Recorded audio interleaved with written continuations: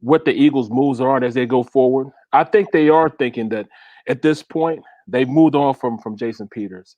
Um, I spoke with Doug it was probably around about 2 years ago, and he said the reason why he doesn't have a back that's going to play every single down is he just didn't have one. He didn't think he had a guy that was versatile enough to do and be that first, second, third, and fourth down by type of back. Well, I think that they were starting to make that transition last year. You see how many reps the rookie got and how surprised we were to see towards the end of the season what he brought to the table. So I think in that position, I think they're fine with the guys they have there. As far as the offensive line, Diller's the guy. He's going to be there. At this point, I think that coach kind of put himself in a corner and, kind of spoke this guy up. In fact, he was the only guy I saw speak highly of this guy going into the season. And Diller, I thought that he's a great technician.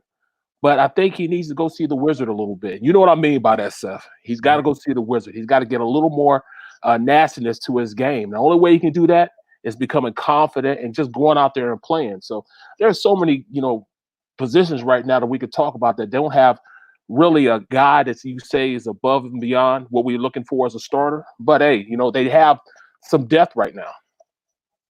Right. Yeah, I agree with what Barrett said. When Doug had his media availability last week, the thing that came out to me most of all, a lot of it was just kind of coach speak, off-season coach speak, which you kind of take it for what it is. But the one thing that I kind of said, "Whoa," was he kept coming back to it was Andre Dillard, and he kept talking about how much he used the term, Barrett. How many times did he use the term "ton of confidence"? Right. I have a ton, not that I'm just confident.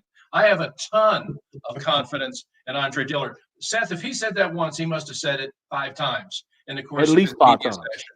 To the point where I was starting to think, is he trying to convince himself?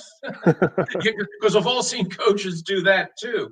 But I took away from it, I think kind of what Barrett took away from it was there's a lot of question here about where do they feel about Andre Dillard? How committed are they on Andre Dillard? Are they thinking about bringing Jason Peters back? And I came away from that interview with Doug Peterson thinking, no, in the coach's mind at least, it's Dillard's job. He now just has to go out and prove that he's capable of doing it. The thing that struck me, you can talk about confidence, and what else are you going to say when you're addressing a guy that you picked in the first round? The thing that struck me was the comment that, he's kind of taken over that role. And where do you see the confidence? Because the last time that you actually had this guy on the field, you had to take him off the field.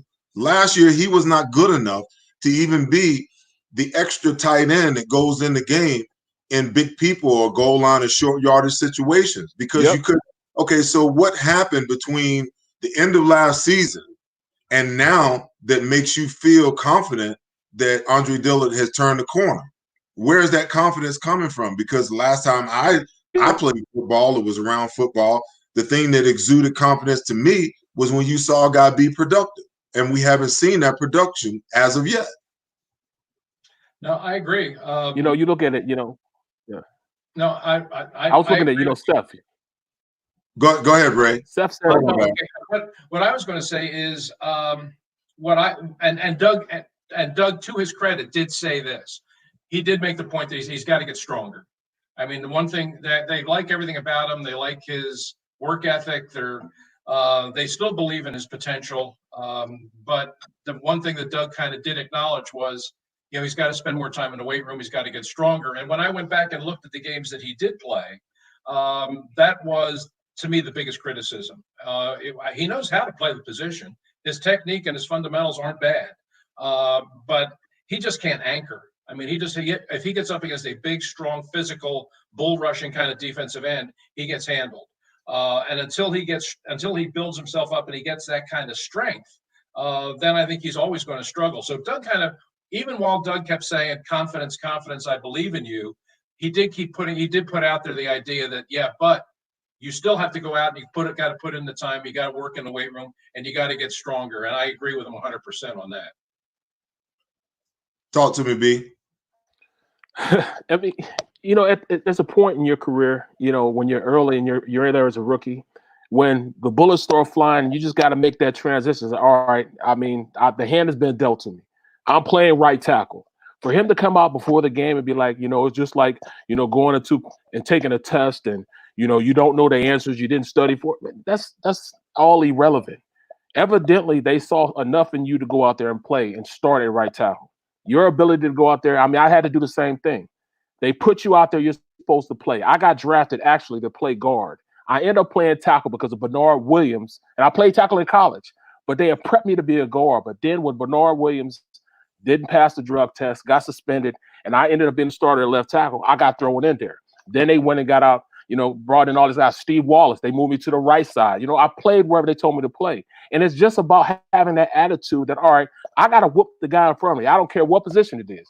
You put me at the water boy, I might be the best water boy there is. And I don't see that type of drive at this point in Dillard. And I think that's the biggest thing. I need to see more drive in him. I need to see more of that, all right, I'm the man, because they're handing him the position. And I kind of figured since they went out and drafted 2 tackles that Jason Peters wasn't coming back. So I was already prepared in my mind that Dillard was going to be the guy. But he has to get it into his mind and trust in his mind that he's ready to play, that he's nasty enough to go play. I mean, Seth, you know what it is to go out there and play against guys that just have that nasty disposition. Eric Williams, guys like that. Well, I mean, that same thing. I'm playing against the best. Leslie O'Neal, Charles Haley, Chris Dolman, guys that's what they did. They whooped tail for a living. And I had to get it in my mind, look, I got to protect my quarterback. And I don't see that in his demeanor and his nature right now. Can you pull that out of a player? We'll have to see that. Well, the sad part is, as much as I've been around the game of football, the thing that I know is that, you either have some dog in you and some pit bull in you, or you don't. That's not something that you can manufacture. Now, if it's a confidence level for a young guy to come in and not feel comfortable and confident in his ability, we can all a guy can mature past that. Because I can remember my first preseason game. I walked out the tunnel and looked around in the stadium and seeing all the people, and I asked the question inside myself, what the heck are you doing here? Right.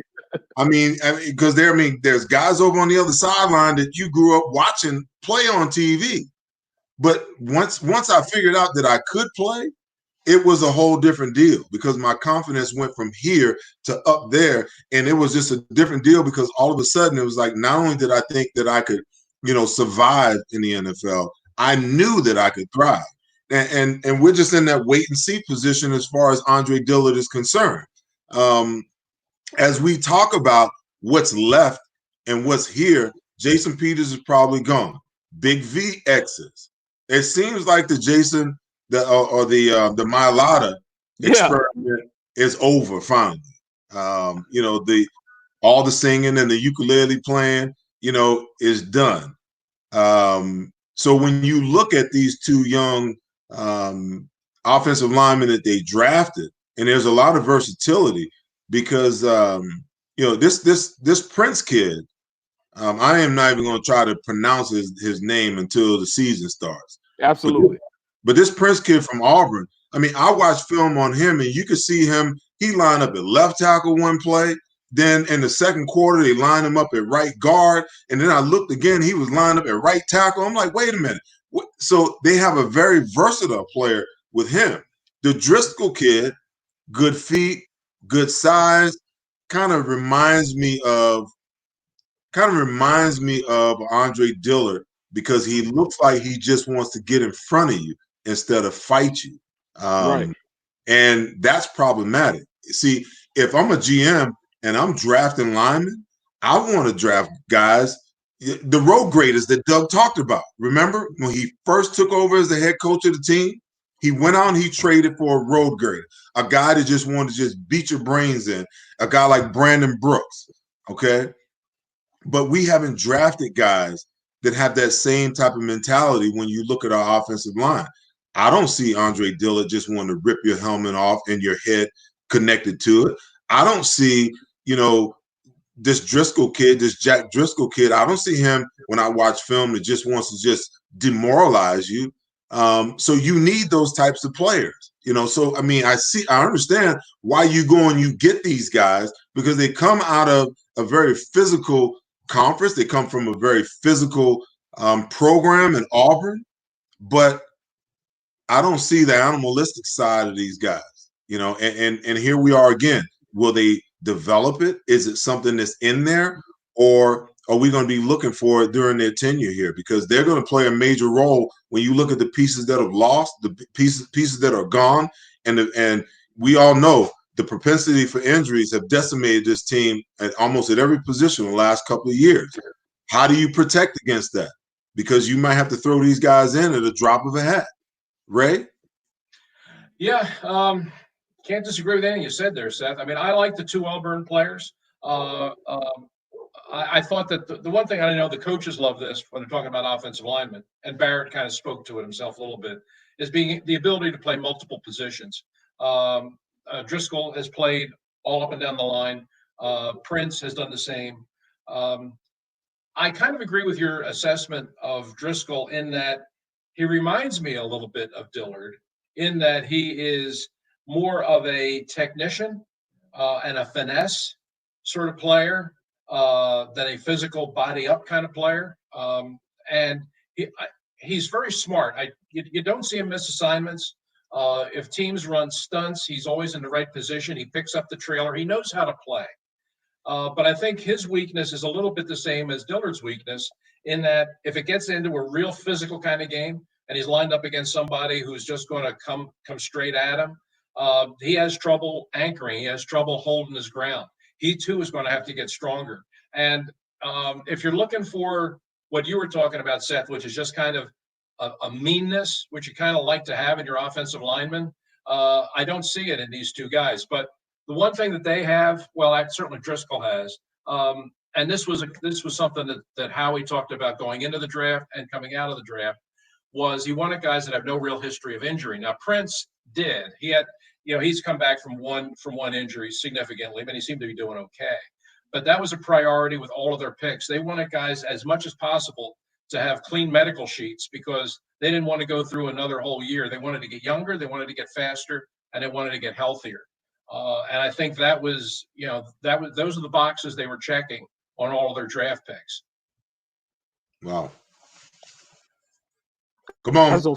Offensive Lineman Evaluator. You're absolutely right. And your evaluation of all three guys, and I'm talking about Dillard also. They brought guys in. These are the guys that kind of like myself. But I'm a little more nastier than they are. But they're guys that'll play in the league for a long time and kind of sneak their way through the league by the nature of, all right, they're a pretty good athlete, number one. They cross their T's and dot their I's as far as knowing the playbook. And then they go out there and they don't make a lot of mistakes. But the difference between when I played and when they're playing now, there were guys out there that could really play now. And when they're going against a guy like DeMar,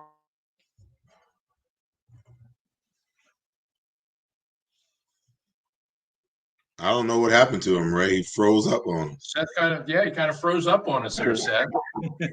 Okay, well, hey, listen, we'll just keep it rolling, Ray. Am I back now? Oh, go ahead. Okay. Yeah, you're back. Yeah, you just froze up on us for a second there. Okay, well, I was talking about Dallas. You know that happens, but the fact remains: once you guys got in front of you, that's going to kick your tail, and you see DeMarcus Lawrence.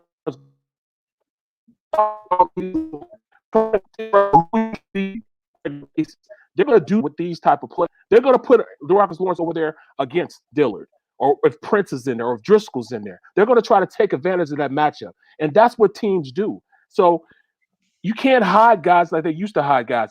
2017, they hid Big V the entire season when he was starting.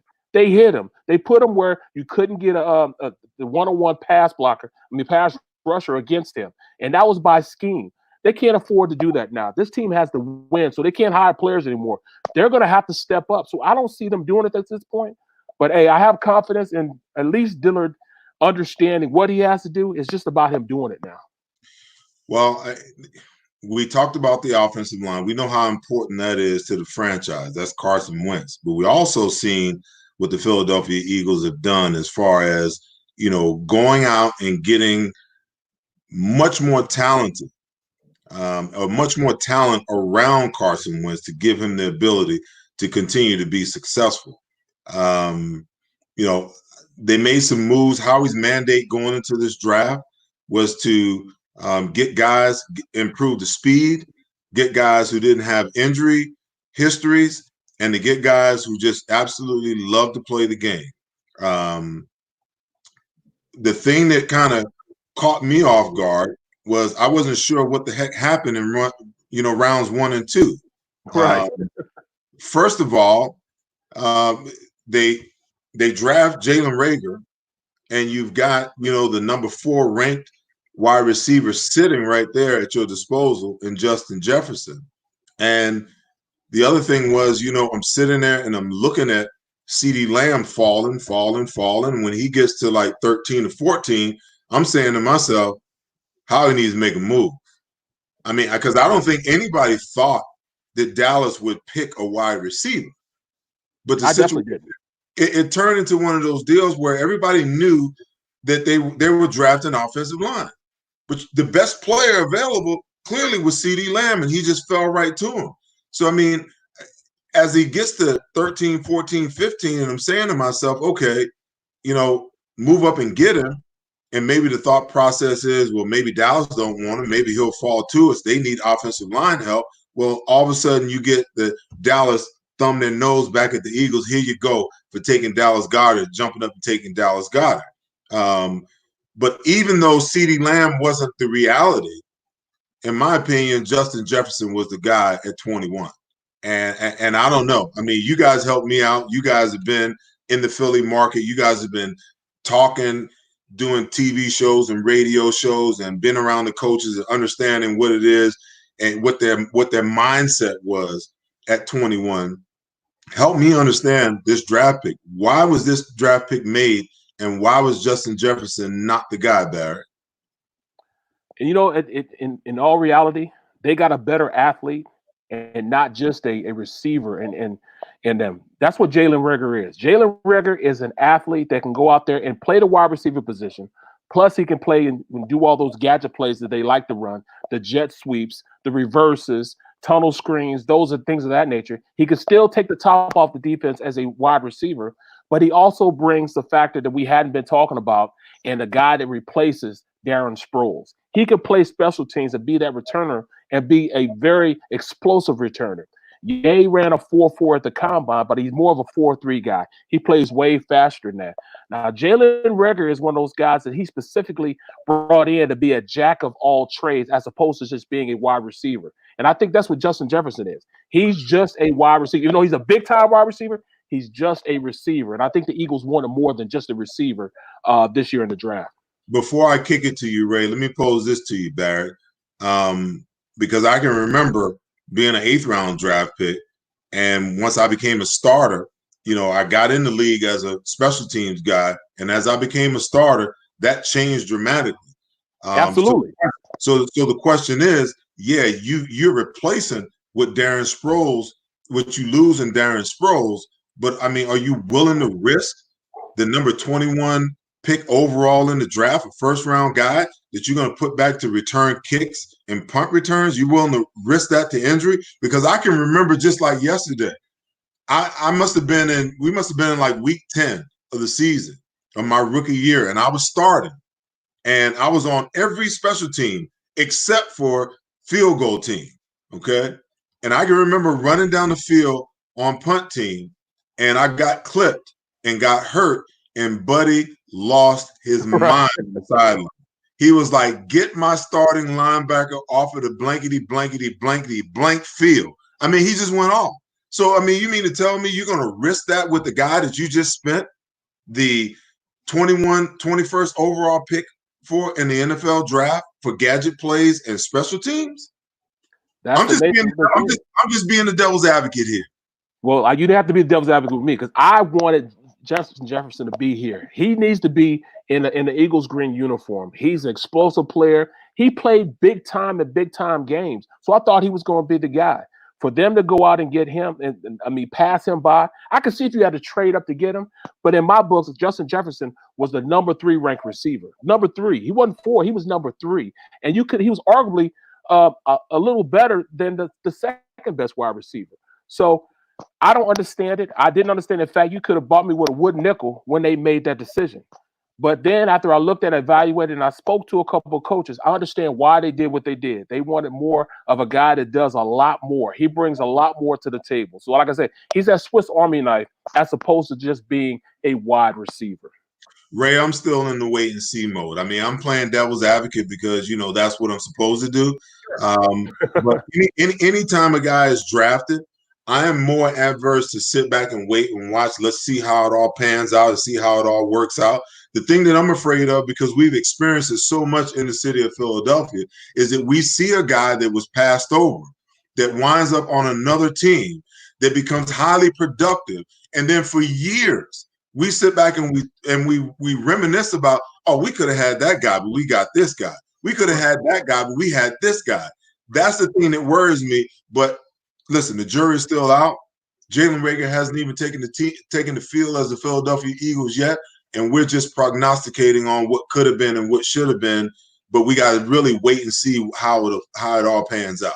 Yeah, that's the only way you can do it. I mean, look at your draft. I mean, Alonzo Johnson's drafted second round. You're drafted 8th.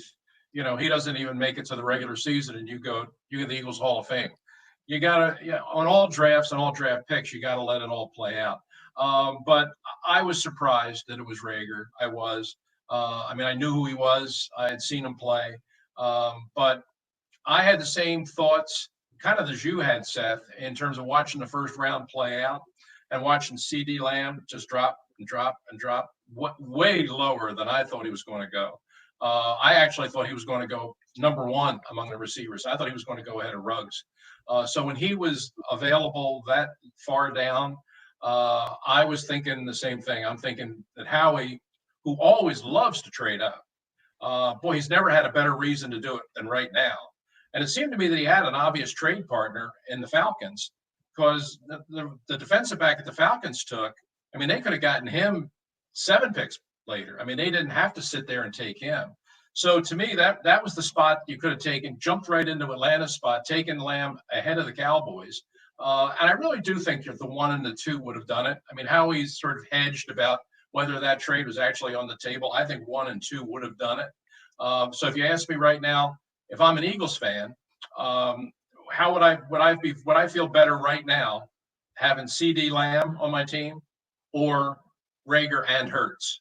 If you give me the choice, then I'll take Lamb, because I think he's going to be a terrific player. I know the Cowboys weren't looking wide receiver when they first round started. They weren't. I mean, they needed help on the offensive line, and they needed help in a lot of different areas on defense.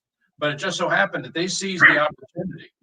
They weren't expecting CD Lamb to fall, but when he did, they grabbed him. And I have a feeling he's going to be a pain in the Eagles' neck for a good long time. Absolutely. Well, there's no doubt about that. And I think the most controversial of all picks came at 53.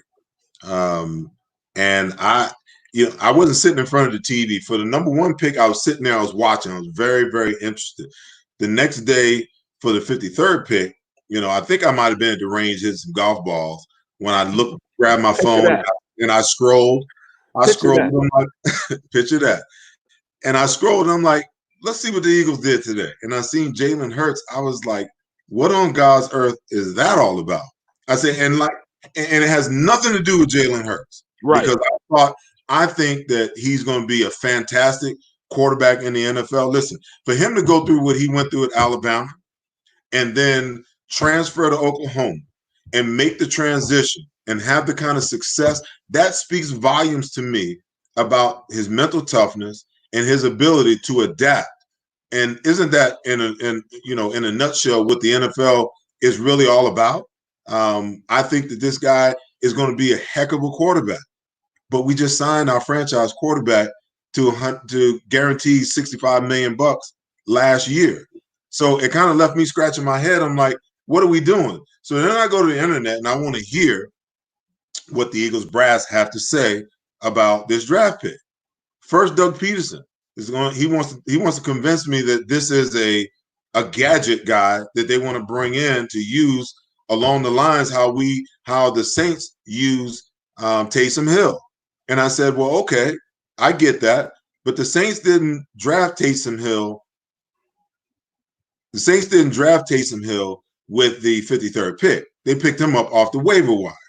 That was the first thing. The second thing was Howie Roseman started talking about this quarterback factory that we've become. And I was like, where? Who?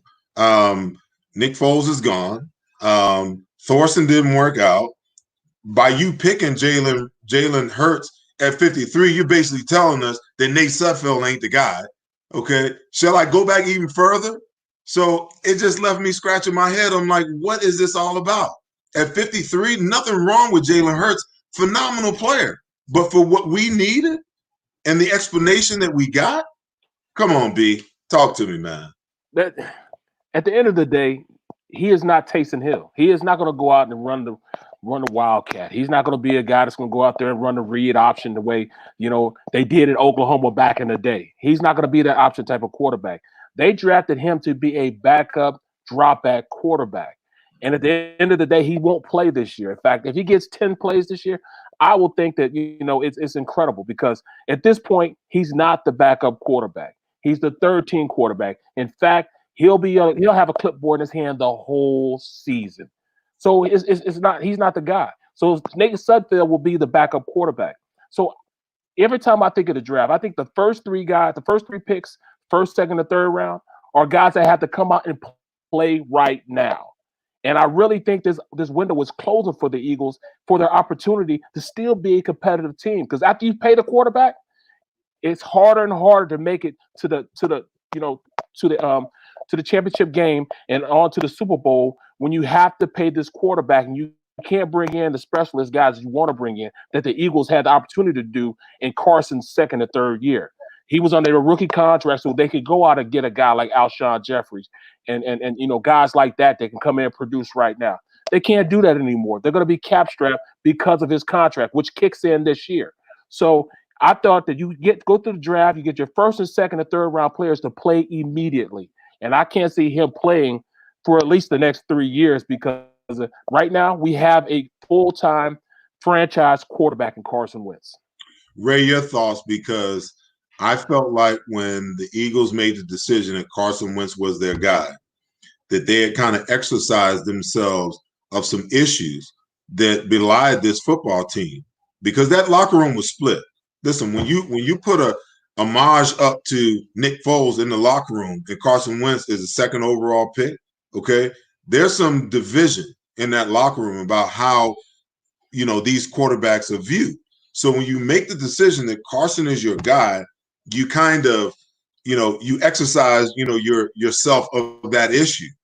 But to me, when you go and you take a Jalen Hurts at 53, now you open up the conversation for all of these people who think that Carson Wentz isn't a guy that wants to point at his injury history and want to talk about the fact that the Eagles don't have confidence in him. Listen, if they didn't have confidence in him, they made one of the most financially egregious mistakes that I have ever seen in the history of the NFL. Okay, so there's no way that you can tell me that they don't have confidence that Carson Wentz is the guy. But why put themselves in this position by taking Jalen Hurts? Because the minute he struggles, what's the first thing we all in the media are going to do? Hey, let's see the 53rd overall pick. Let's see what quarterback. Sure. Yeah, no, I agree. And for that reason, it was very surprising to me. And for that reason, I'm still trying to figure it out. I've heard Doug try to explain it. I've heard Howie try to explain it. I still don't really get it. I think Hurts is a good player. I think that he can be a winning quarterback in the NFL in time. But he's not ready now as a passer to win games in the NFL. He's just not a good enough. He's just not repetitively accurate enough right now as a thrower, as a passer to win games in the NFL. He can run, He's smart, he's tough, he's competitive, he's got all of that. He certainly seems to have all the want to. I agree with you, Seth. The fact that he was able to win at Alabama, leave Alabama, go to Oklahoma, another big time program, and win there again tells you a lot about how smart he is and how competitive he is. And he's certainly not afraid of big time competition.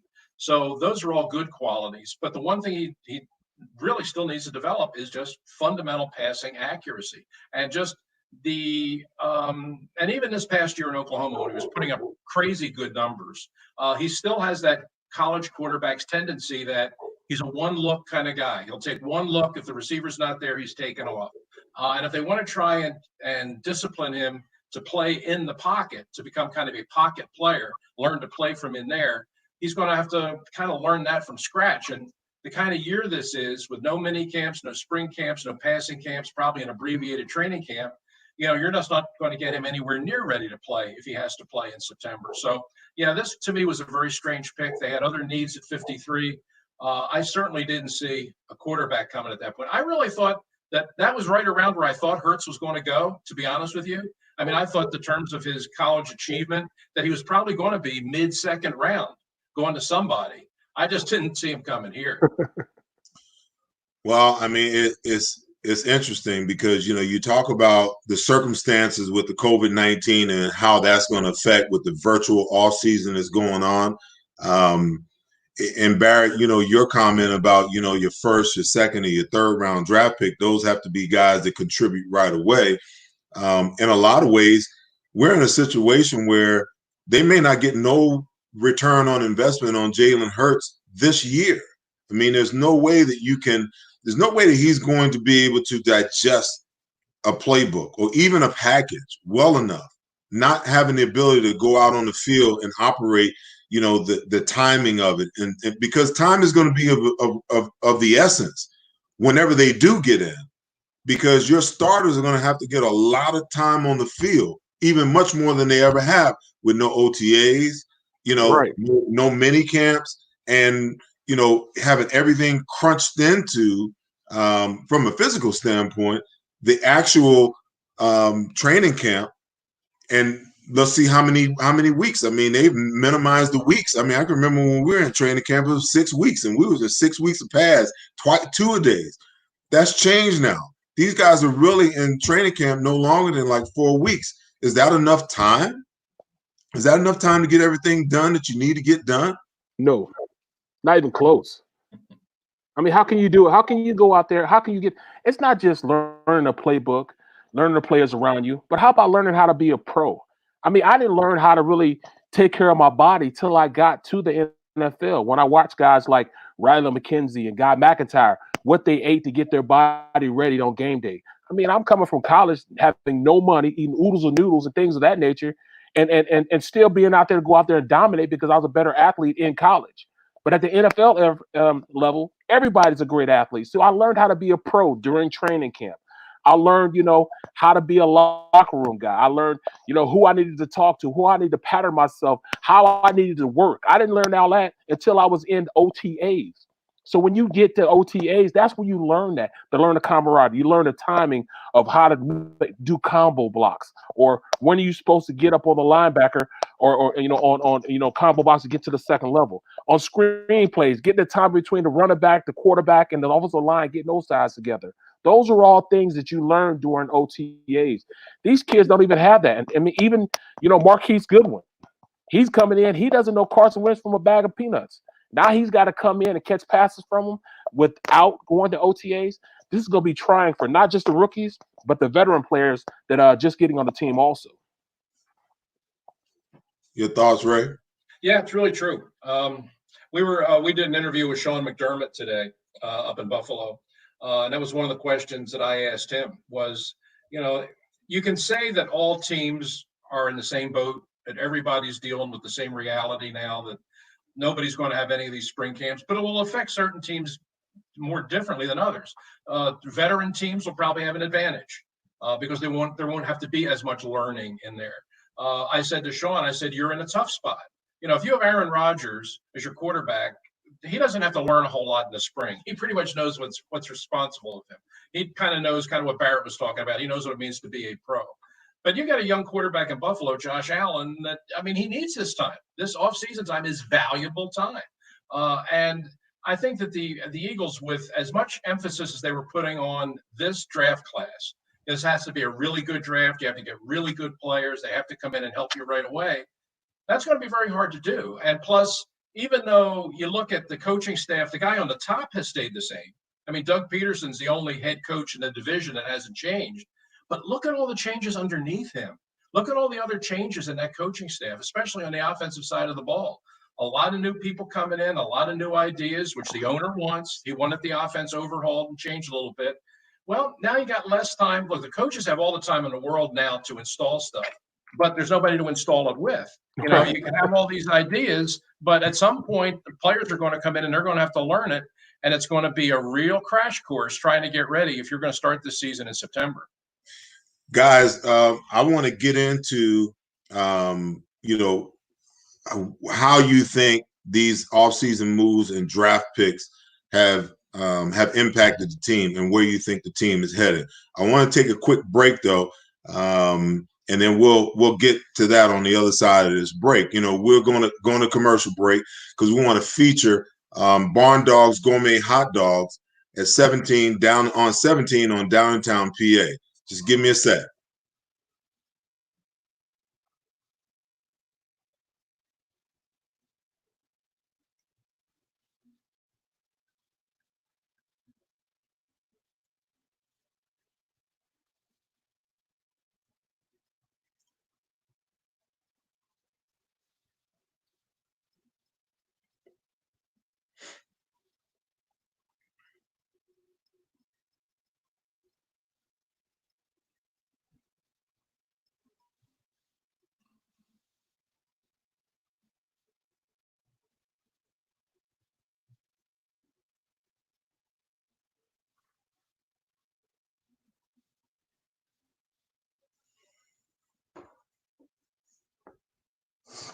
Well, I hope that you guys could hear him because I sure couldn't hear him. Hardly, I didn't hear him. I just saw what it was. I want one of those hot dogs. I'll be down there. What's the 17th and what? I'm with you. I was thinking exactly the same thing. I could hear what he was saying. Damn, that hot dog looked good. Yeah. Hey, maybe we can get him to bring us some hot dogs over to the Wells Fargo Center. There we go. There we go. I was thinking exactly that, Seth. I was I'm right there with you, Ray. I'm always thinking. So listen, where do you guys think the Eagles are sitting at this point in time? Are they a better team? Are they better off now with the draft picks and all the improvements, all the free agent guys, that we haven't even gotten to some of these guys that they went out and they brought in, to upgrade the football team. Barrett, I saw, one of your quotes when you said, your opinion on the roster, that this roster is at a turning point, that this is a crucial time for this roster. And quote unquote, you said you feel like that this roster right now is better than they were when they won the Super Bowl. Please expound upon that. The reason I say that is the speed that they have on the offensive side of the ball, and the fact on the defensive side of the ball, we have quality cornerbacks. We have guys up front that can rush the passer, but we have quality. We have a guy that can follow the best receiver around and big play slay. We have somebody to do that. We have some reliable guys in the slot that we don't have to worry about, and Roby Coleman. Yes, at the safety position, we have Jalen Mills there, but I think that was his natural position in the first place. I mean, although you don't have Malcolm Jenkins there, I think that he can come in, and then, the fact that the defensive line now in the interior of it can pass rush and create pressure. And now you can no longer double team and triple team Fletcher Cox because you have Malik Jackson sitting there. He's a hand grab away from that quarterback at that one technique. On the outside, BG, we need to find a compliment to him. So looking at that, defense is a lot better than they were. I mean, of course, we're not going to get an impact linebacker. I've been screaming that for the last 4 years. We're not going to get an impact linebacker. What we have now is the guys that is just plug in there and play. But I like what they do up front, like what they did up front, and I like what they did at the cornerback position. From the offensive side of the ball, Carson has legitimate speed out there. And what that does, it opens up the interior of that defense when they're playing against these defenses. Now you can't just leave that guy in the box. You have to take somebody out the box to take away some of the speed they have with Djax and Marquise Goodwin there. You got, Jalen Reagor's going to have to play also. But now you can't just focus on Zach Ertz being in the middle of that field working. You can't double team him now because we have guys that can really take it to the house, like, Deshaun Jackson. And we have a quality running back that learned how to play the game. When you have a guy like that, it really opens things up because then I'll pick your poison. You're going to mess around and let them go with the deep play and score from a deep pass? Or are you going to let them run the ball on you and embarrass you up front while running the rock with that offensive line? And if you take away the run, now we have Zach Ertz roaming around there with Dallas Goedert, who's also a complement to what they do in the passing game also. So offensively, I think they're way more talented on the offensive side of the ball. And the defensive side of the ball, the cornerback position has definitely got more talented. So if you look at the roster now, player for player, I really think that this roster is better than 2017. Now, those guys gel together better than, this team is because they won't be able to gel like they did. But player for player, this is definitely a better roster than they had last year. And I ain't talking about the rookies, but from what they had that year they were playing, these guys are definitely more talented. Ray, now you know that we both know that Barrett's a homer anyway. Not that we don't want to see, the Eagles do well. I've always said I'm more of a homer realist. I want to see the Eagles do well, but I'm real about what's going on. And yeah, you're talking about, that's a tall order to state that this roster is better than the roster that won the Super Bowl. On paper. Okay, go prove it. Go prove it. Yeah, they're gonna have to do that now. That's gonna be the rallying call. Go prove it. But at the end of the day, Ray, when you look at this roster, tell me your thoughts, because I agree with a lot of things that Barrett's saying, but at the same time, that cohesiveness, that unity, all of those things have to play a part in this team being able to be successful in a division, in a conference that's gotten better. Yeah, no doubt. There was a lot of magic to 2017. There really was. When you look back at that team, you look back at it now or 10 years from now when we're doing a reunion, you look back and I think we'll kind of acknowledge that was a case of where it was greater than the sum of its parts. Absolutely. I mean, they just caught a certain kind of magic around mid-season, and then they just started to roll. And even the injury to Wentz didn't sidetrack them. They were, it gets back to the whole notion. People always talk about, you use the term team chemistry. We throw that term around a lot, and it's very hard to define. It's very hard to say when it starts, where it starts, but you know it when you see it. And I don't think I've ever been around an Eagles team that had true team chemistry the way that team did. And that's the only reason they were able to do what they did, go in the playoffs and every game as an underdog, win them all, and then beat the Patriots in the Super Bowl the way they did it on a day when Brady throws for 500 yards. None of that made any sense, but it all happened. So to evaluate this team, I don't know. I think, Barrett was saying he's talking about the pass rush. I'm not as confident about the pass rush as Barrett is. I know, Hargrave is a really good addition. He's a really good player. And you bring him in and you put him in with Jackson and Cox, you're really strong in the middle. I agree with that. But Brandon Graham is up in years now. And, Barnett, to me, look, I was a guy that was, I was pushing for the Eagles to draft Barnett when he came out of Tennessee when he was a rookie. To this point, I'm still waiting. I mean, he still hasn't developed into the player that I think he's capable of being or needs to be. So if the defensive end play is kind of what it's been to this point, I don't know that's going to be good enough. I don't know where the pass rush is going to come from. The one big upgrade for sure is Slay. Slay is better than any cornerback they had in 2017. He didn't have a great year last year, but we know over time that he's a quality player and he really helps. But you look back at 17, people forget how good Nigel Bradham played that year. Nigel Bradham played really good that year. You don't have anybody nearly as good as that level player right now. And I still think they're going to miss Malcolm Jenkins tremendously. I understand the financial realities of it. I understand his desire to go to New Orleans because I think he feels like they have a better chance to win right now. And at this point in his career, that's what he wants.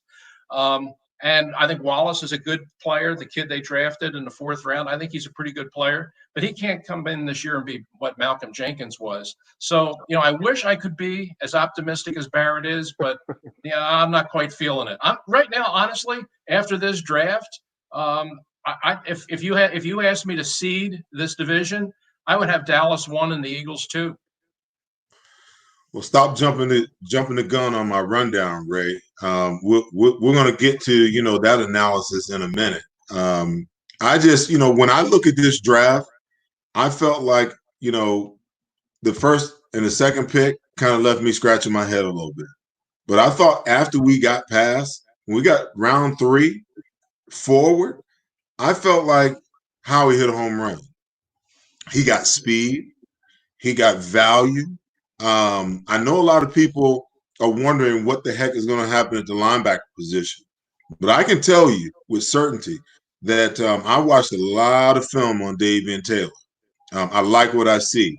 He's a linebacker. He may be a little bit undersized, but that's how linebackers now in today's 4-2 scheme are built. Absolutely. He can run like a safety. He's a sure tackler. Okay. And then my dark horse, just because I coached this kid in the NFLPA Collegiate Bowl, the linebacker out of Temple, Sean Bradley. Listen, dude can play, man. Dude can play. I don't give a lot of kudos to people until they prove. I got a chance to coach this kid for a week, and he's got a lot of talent. He's a playmaker, which the Eagles haven't had in a while. He's got speed. He understands how to play the game. He can be physical. When he really understands and knows what he's doing, he plays all out. I think the Eagles are going to be good at linebacker. I think they're going to be better than people expect for them to be because there's going to be a lot of competition there. The Slade pickup allows them to do a lot of things that they haven't been able to do in the past, and I still think that Avonte Maddox, in my opinion, is going to give Sidney Jones a run for his money to get to win the other starting spot. I thought that he going into last year, he was the one guy who earned the right to be the starter, and they moved him into the slot, and in my opinion, completely screwed up his whole year.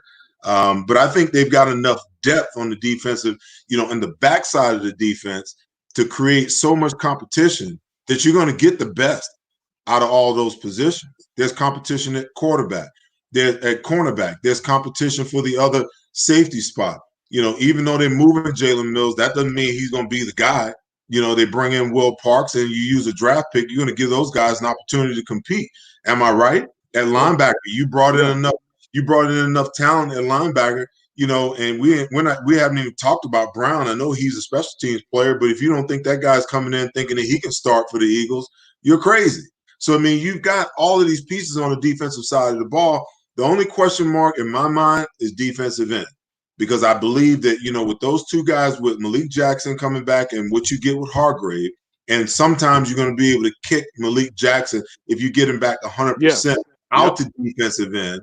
I think that you're gonna solve some issues. And I know what Ray is talking about.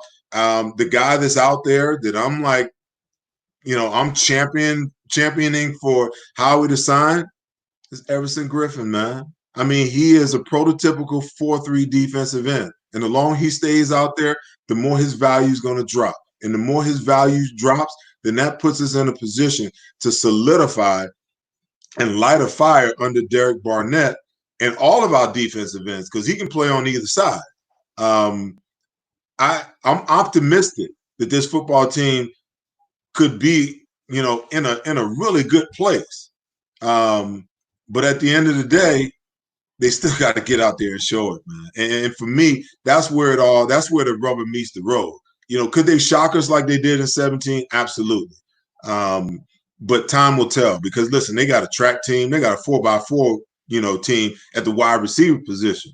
When you think of just the 4 guys that they brought in, the 3 draft picks and the trade, then you throw D Jackson to the mix. Are you kidding me, man? I mean, Carson Wentz is going to be, he's got weapons all over the field. So the potential is there. How quickly can you get it where you want it to be? And it's funny. I mean, I want to turn it back over to you guys. I just want to say this because I know Barry's going to disagree, but I read an article today where Matt Nagy was talking about he's going to be playing his starters in the preseason this year. He said because the lack of playing time in the preseason took a team that was ranked, pretty high in points scored to a team that was 29th in points scored over the course of the season last year. And he felt like that was a result of guys not getting enough reps and enough playing time in the preseason and then being rusty going into the regular season with a continuing to develop quarterback. So you're going to see some changes there. Will that mean changes for the Eagles, in you guys' opinion? Or do you believe that Doug Peterson will stay the course and do what he did last year? Want me to go first? Yeah. I think Doug's going to do it the same way. I mean, no, that's just me. I'm just guessing. I'm just pulling that off the top of my head. But I think he's going to approach the preseason the same way. I wouldn't. I think because of the fact you're going to have so little work between now and the start of training camp, I think you have to go harder in training camp than they have gone the last few years because you got to get a lot more work done in a lot less time. And even though everybody's afraid of injury, and once you start the games, I think you got to play. I think you got to play guys to get them ready to start the regular season. So my approach would be to definitely go more old school this preseason because I think you kind of require it. But if you're asking me what do I think Doug's going to do, I think Doug's going to approach it the same way. I think the starters won't play much, if at all. You know what?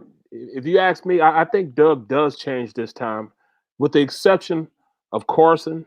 I think he still played a lot of amount of reps that he did last year. But I think this year he's going to have to play guys a lot more. There's no way around it. You have to play guys so they can get, number one, in shape.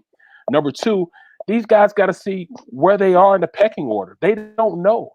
I mean, last year they kind of knew because they had a lot of guys coming back and returning from the previous year.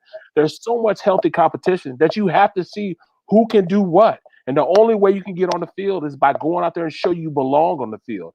And I think this year they have that type of chemistry that they need to see who's going to be the player that's going to play better next to this guy. And once they've developed that camaraderie and that competitive nature, then I see them, the reps will start going less. But until they find out who's going to play, they have to go out there and give these guys reps. They have to. I think following up on what Barrett said, I think it may be more of an offensive defensive thing. They have so many positions and so many guys to sort out on defense. That may be true on defense.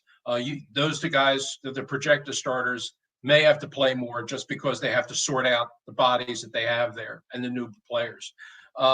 Offensive side, you probably don't have, especially on the offensive line, the two tight ends, the quarterback. I think you're probably going to see them take the same approach where those guys, the offensive linemen, Wentz for sure, the tight ends, I think they're probably going to play very little. I think Doug's going to stick to his old formula of, I know what those guys can do. I'm not going to play them. I don't want to risk injury there. But I think you'll probably see him take a little bit of a different approach on defense. Again, I may be proven wrong. I mean, this is a year the likes of which none of us have ever seen before. Right. So a lot of stuff may happen that none of us see coming. But if I were to guess, yeah, I think that I think that Doug, at heart, I think that's really what he believes in. And this team has had so much injury trouble over the last couple of years. I think they will, whenever possible, they will still continue to err on the side of caution.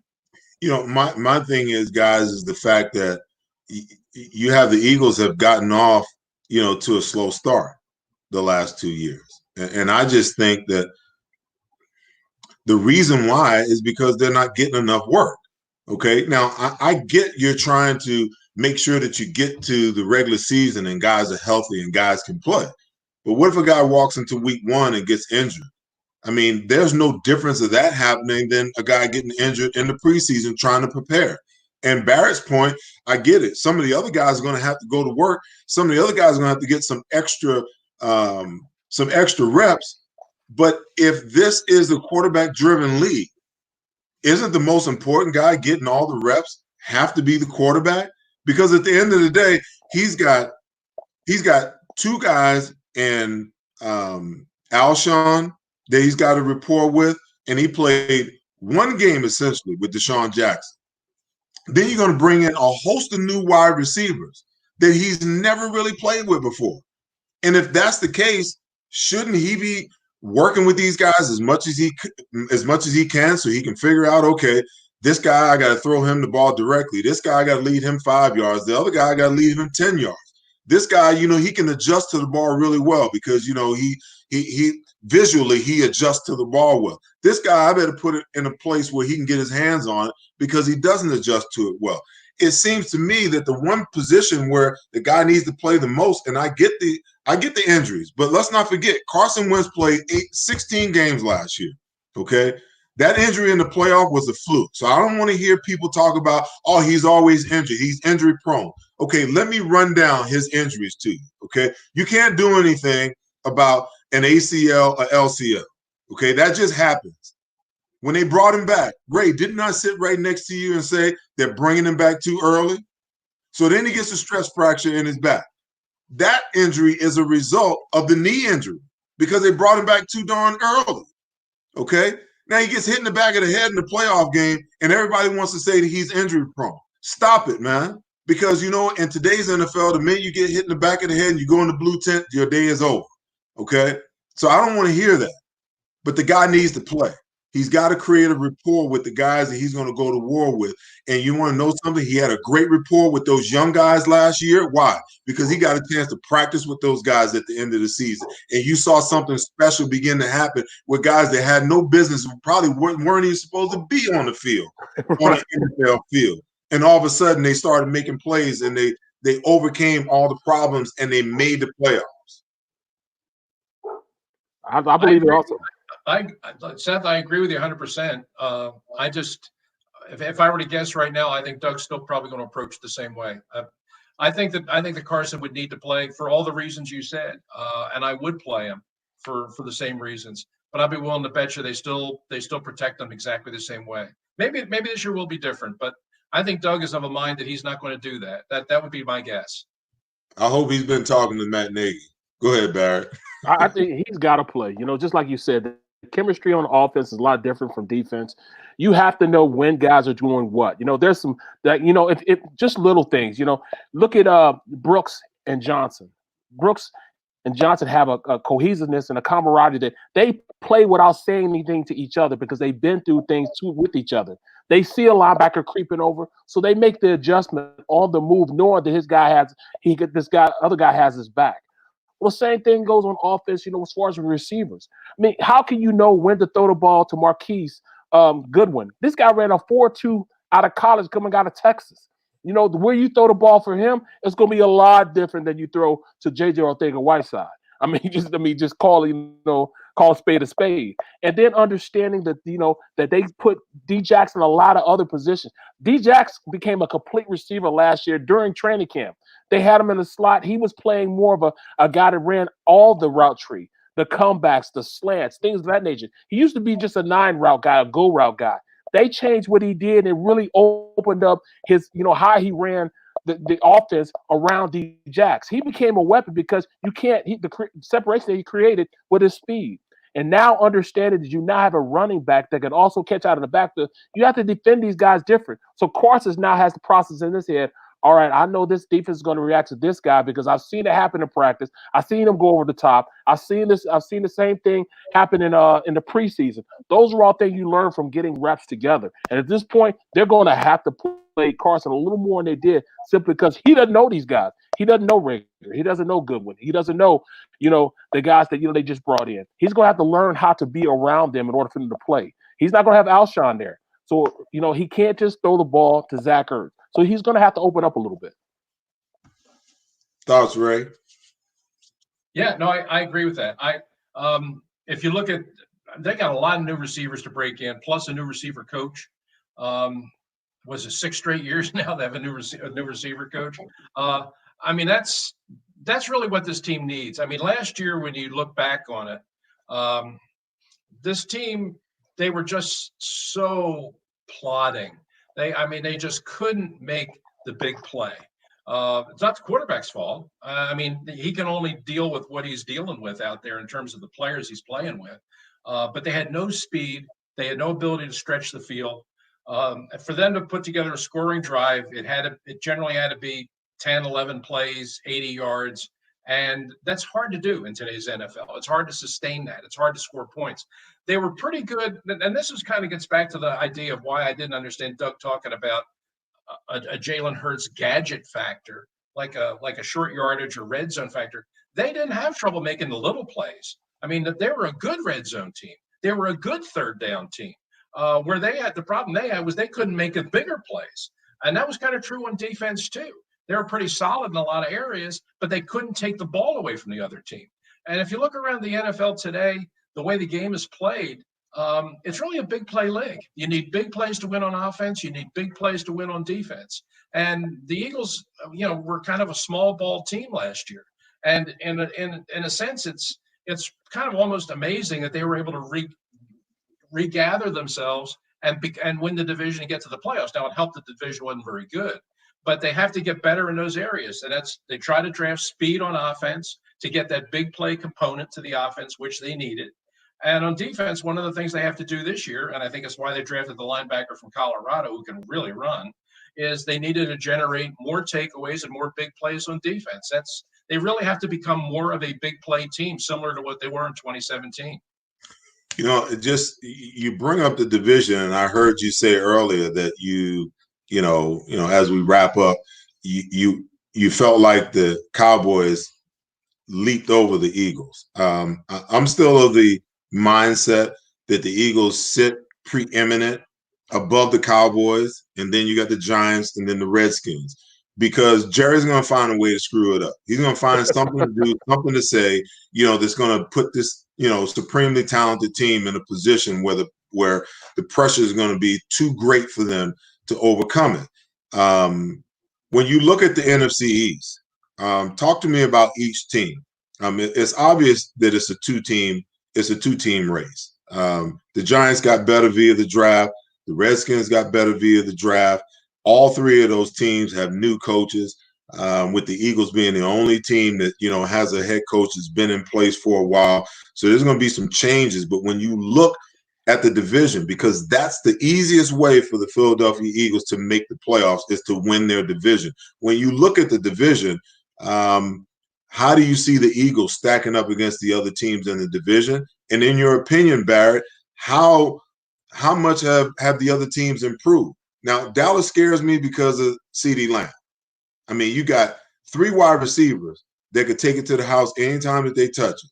Cooper, Gallup, and CeeDee Lamb. Then you got Zeke. And if they get back to just running the football the way that they normally run the football, play action is going to hurt a lot of people. But you got to get Dak in. You got to make him happy. All those things have to happen. But luckily for the Eagles, it's going to be a 2-team race, in my opinion, in the NFC East all over again. Your thoughts, Barrett?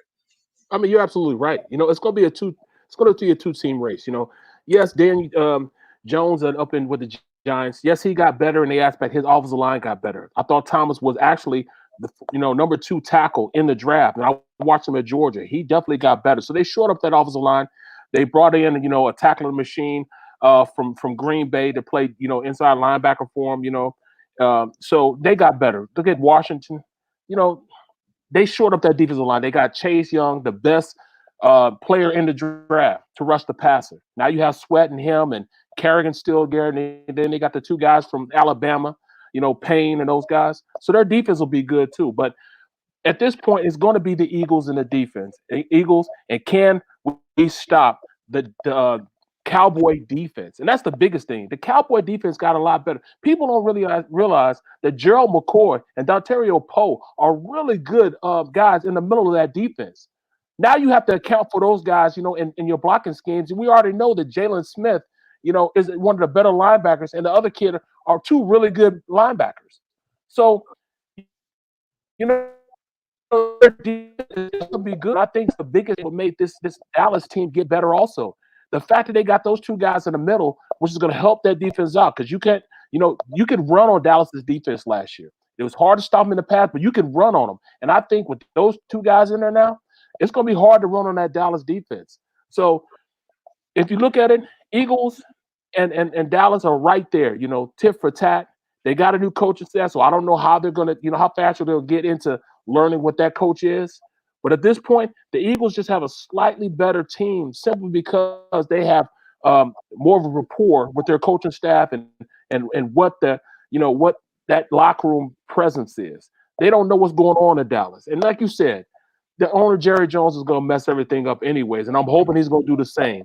But they had, I mean, if you look at it, they had a better team last year, and the Eagles beat them. I mean, they were a much better team than the Eagles. They had everybody there to play, and yet they still lost because they're so mixed up. I think the Eagles are slightly better just because they have more consistency and cohesiveness as far as a team chemistry, and that's the reason why they're better at this point. But a roster for roster, the Cowboys are much better. They're loaded, from that standpoint. All right, Ray. So tell me why you think the beyond CD Lamb, why you think the Dallas Cowboys have leapfrogged the Philadelphia Eagles in the NFC East. I thought their draft was really good. I mean, we've talked a lot about Lamb. I mean, they got a little lucky there, but okay, give them credit. They opportunity presented itself, they took it. I think, yeah, drop him into that offense. I think he's going to be really good, and it's going to take that what was already a pretty explosive offense up to another level. They lost their center, good young player, retired because of illness. But the kid they drafted from Wisconsin's a really good player. I think he'll step right in and they'll be fine. Tyson Smith, played through some injuries the last couple of years. Supposedly he's healthy now at left tackle. I just think they're really good on offense. I think they're really explosive. I think they're really dangerous. And CD Lamb only makes them more so. Defensively, yeah, I mean, they've gotten some players now that I think they're trying to get better. Losing Jones hurt because he was probably their best defensive back, but they feel okay with replacing him.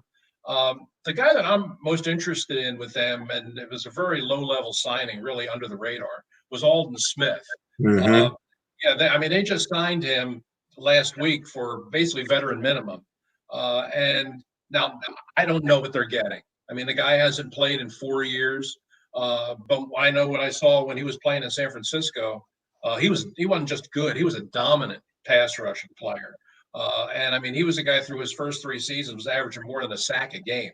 Now, all kinds of problems off the field, all kinds of headaches in the locker room. I get that. And hasn't played football now in several years. I don't know if he's got anything left. But the Cowboys are bringing him in. He claims he's ready to play. He claims he'd straighten things out. If he comes back and he's 2/3 of what he was before, all of a sudden that Cowboys front four becomes a lot more scary.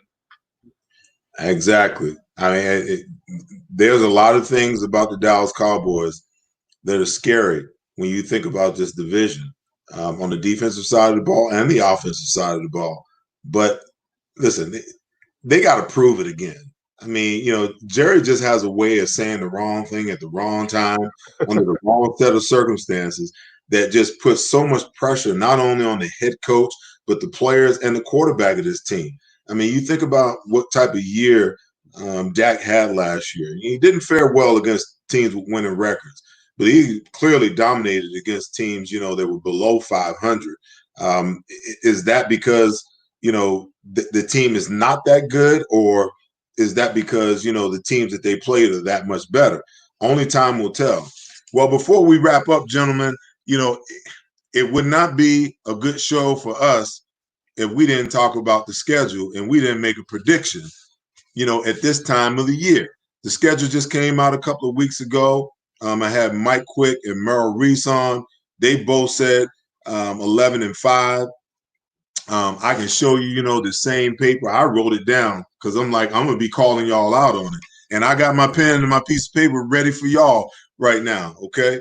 So they got the Redskins, the Rams, the Bengals, the 49ers, the Steelers, the Ravens, the Giants, the Cowboys, the Giants, the Browns, the Seahawks, the Packers, the Saints, the Cardinals, the Cowboys, and they finish up with the Redskins again. And my prediction, as I looked at it, I see the Eagles finishing the season at 10-6 with losses to the 49ers, the Ravens, the Seahawks, the Packers, the Saints, and the Cowboys at home. What do you guys say? I will. I'm pretty close to you, Seth. Maybe a little bit more conservative. I'm going to say 9-7, and I think they lose the game in Arizona. Whoa. I think, as I said to you before Barrett joined us, I have a feeling Arizona is going to be sneaky good this year, especially at home. I think they're a dangerous team. Well, I think offensively they're going to be a juggernaut. They're going to be darn near impossible to stop. The question is, are they going to be able to stop anybody? You know, that's been their problem. That was their problem last year. And I think, you know, even though they got Isaiah Simmons, kind of fell to them this year, I still think that they're going to have some issues and some problems, you know, on the defensive side of the ball. What you got, B? What do you think the record looks like? You know I'm a homer, man. You know how I go, man. But I mean, this I got to be realistic, man. At this point, and look at it, I'm saying they're going to go 9-7. It's 9-7, simply because I mean they have 3 stretches, 2 times of 3 stretches. They have a murderous row as far as 3 of the most physical teams you could play against in San Fran, the Steelers, and then they go with the Ravens. And if they can stay healthy, I like them. But then you get later on in the season, and they got to play against 3 teams that have 3 of the best quarterbacks. I mean, they're gonna have to play against going down in New Orleans, and you have to play against Russell Wilson, who's 4-0 against him. Those are guys that that you look at, and Green Bay. So those are 3 quarterbacks that, yes, they should, be able to beat the Eagles. But at this point, if they can go out pretty well against those 3 teams or those 2 stretches of 3 games, I think they'll be right around 9-7 and still be in the mix for winning the division. I still don't think that this team is, have the cohesiveness and the camaraderie yet, simply because of the way the season is. But if they were to build that chemistry, the sky's the limit for this team. But I can't go any higher. I got to be real this time, and it's hurting my heart. But I got to go 9-7, man. Man, both of you guys 9-7. Yeah, man. You mean to tell me the always pessimistic Seth Joyner sees the Eagles winning more games than the optimistic Barrett Brooks and Ray Didinger? Man, this might be a first. I'm gonna have to make sure my producers cut this up and put this up on all social media. Man, you know what? This is crazy because this has never happened before. Never. I am always more of a homer than you at this point. So this is definitely something you got to write it down, man. Hey, listen, man, I miss you guys. I can't wait to get back to Philly and see you both. I want to thank you for your time today. I know everyone's time is the most valuable asset, and for you guys, my brothers, to give me an hour and a half of your time, I greatly appreciate it. Thank you for being on the Seth Joyner Show today. And I will talk to you guys soon. As we sign off, I want to say thank you to my producers, Tom Schrader and Derek Stevenson. Tune in next week. We're sure to have another great show next week. I don't know who we're going to have yet, but I'm working on some doozies. Thanks for joining. I'll see you guys next week. And be safe out there. Be safe for each other. Peace. Definitely. Thanks. Always a pleasure, Seth. Thank you. All right.